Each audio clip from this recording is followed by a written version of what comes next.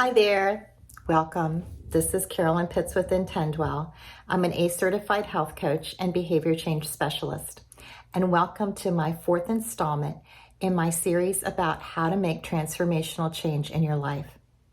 In the first video, we talked about the power of intentions. In the second video, we talked about how to know when you're ready for change. And in the third one, we talked about mental rehearsal and putting your intention into action.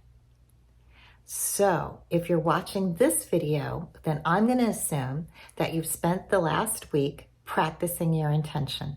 How was that? I hope you remember what we talked about in the last video, that nothing is perfect, that transformational change is a journey full of peaks and valleys and detours. And the most important thing is to be kind to yourself. Whatever happened last week, that's behind you.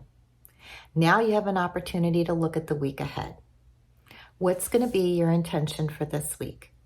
Maybe you're going to do the exact same intention. Maybe you're going to change it up a little bit based on how last week went for you. Or maybe it's time for a whole new step in your journey of transformational change. Whatever your intention is, the process is the same. We want to think about what sacrifices we need to make to create time in our schedule. We need to consider why we want to do it, who's there to support us. You want to spend some time seeing yourself successful.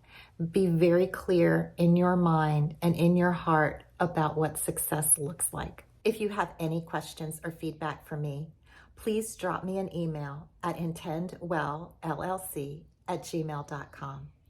I've created a worksheet to help you with the steps in the transformational change process. Drop me a line. I'll be glad to email it to you. I'm rooting for you. You've got this. And remember, the best things in life are intentional. So intend well.